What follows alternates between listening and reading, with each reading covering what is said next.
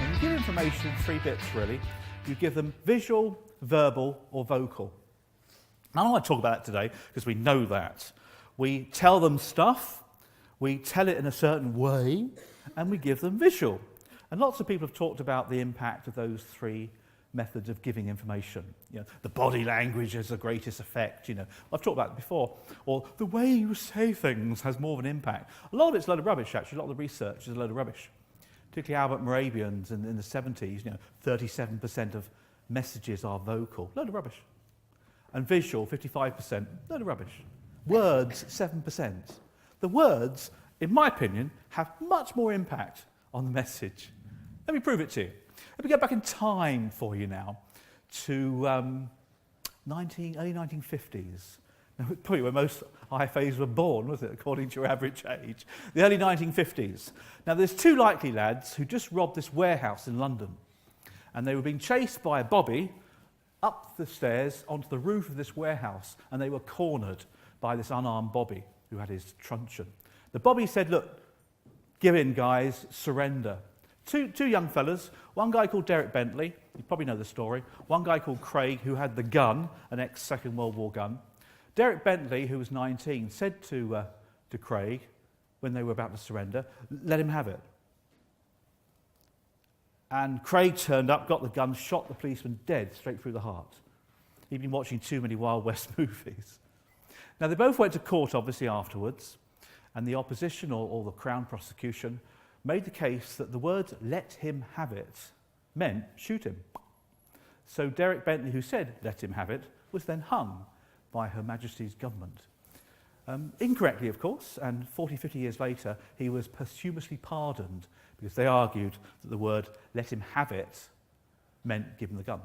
Now, do you remember this game here called Buckaroo? Who's played Buckaroo before? I remember in the 80s, I used to play this with my family. We would gather around the table and you'd plant all sorts of things on this plastic horse. You know, the rope and the ladder. And after a few items, it would go boing, and then you get the biggest fright of your life. Now, that's a good metaphor for what deletions do. Because when you get past 7 or 8, the customer, the client, just goes bang, they just lose everything. Continuing on with distraction management now, I want to talk about your distractions. How easily do you get distracted in your head when talking to people? A couple of months ago, I had to get myself a new sofa for my apartment. And I went into this place called DFS. They're in trouble, by the way. Anyone got shares in this company? They're all in trouble at the moment, aren't they? DFS. I want to get myself a little L-shaped sofa. So I rocked up to this place. I thought, well, let's have a look at these sofas. I soon got bored. Distraction management. I soon got bored. I thought, what I'll do then is I'll have a look at some of the salespeople and see how well they sell. I'm a sales trainer. Let's have a little nose around to see how good these people are selling. So I hid behind this big cupboard, it was, and I did.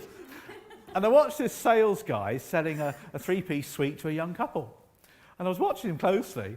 He couldn't see me. And very soon, after 2 minutes, he had the disease. So I got more bored with him. So I went over to this pillar, and I hid behind this pillar and watched this sales girl talking to a young couple about this dining room table.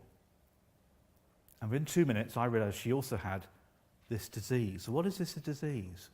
The disease is called interruptitis. Anyone got it or had it? Interruptitis. The ability to interrupt people. And the reason they have interruptitis was because these salespeople had seen everything before. They knew all the questions. They knew all the answers. Therefore, when the customer's talking, they would interrupt them. Some weren't that bad. Some would wait until the customer stopped talking, but then they'd come in with the answer. And that's the big problem, you see. In our world, we know a lot of stuff.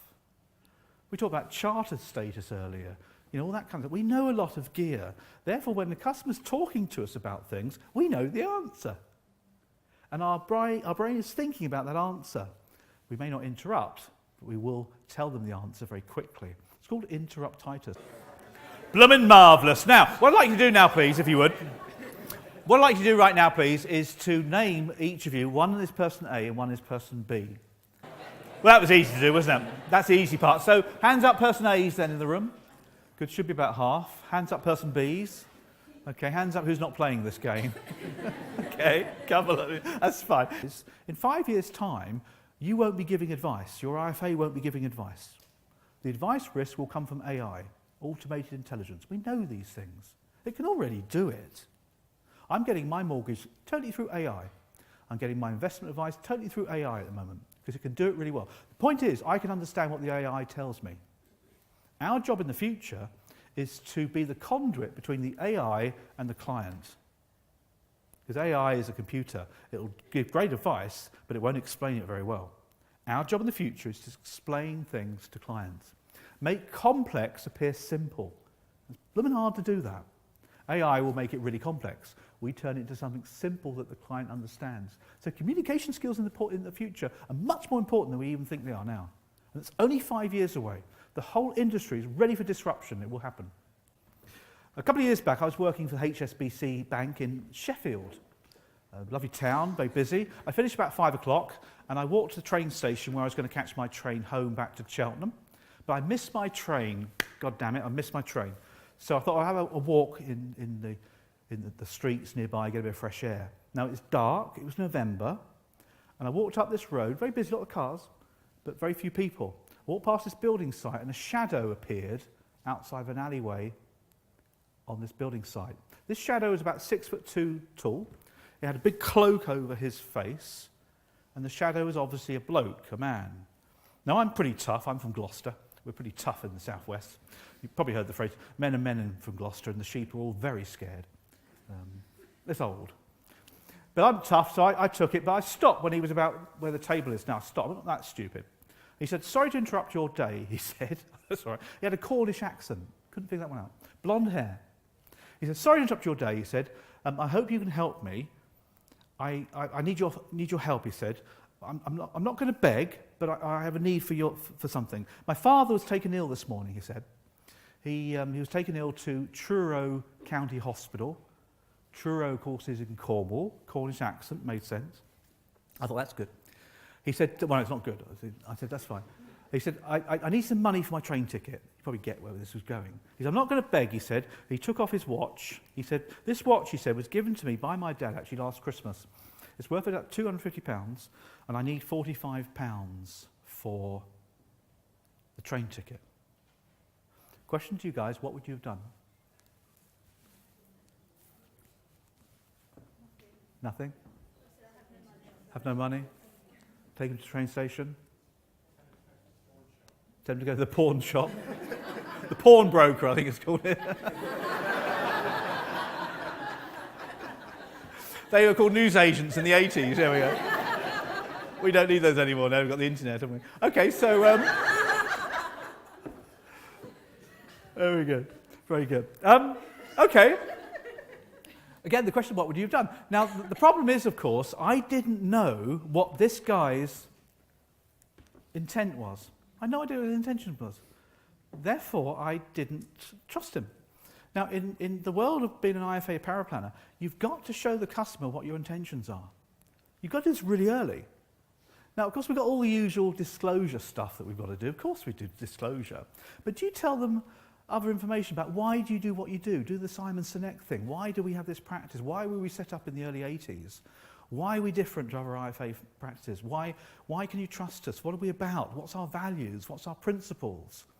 Tell people exactly what their intentions or your intention is, and they will trust you.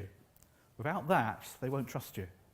So very early on, outline your intentions as much as possible. And that's the key to it. And of course, in the future, you will have the ability to communicate with people and communicate well. And those are tools and techniques to help you get through those filters. Deletions, generalizations, and distortions. Giving you about half a dozen tools there that can get the message through. By the way, if you're interested, what happened? I was quite empathetic to this young man. He's the same age as my son, who's at Reading University. He's 22. And I was quite sympathetic, almost empathetic. I said, "Look, don't worry about the watch." I said, "I'll take you down to the station and buy you a ticket."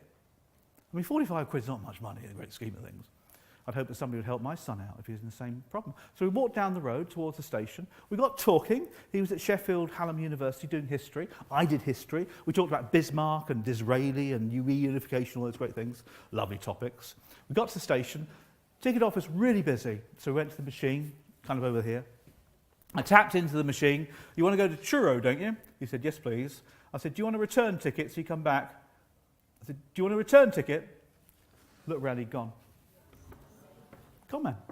But a very good one, too. I didn't know what his intentions were. I didn't trust him. Remember, show your customer what your intention is, and you will be a winner.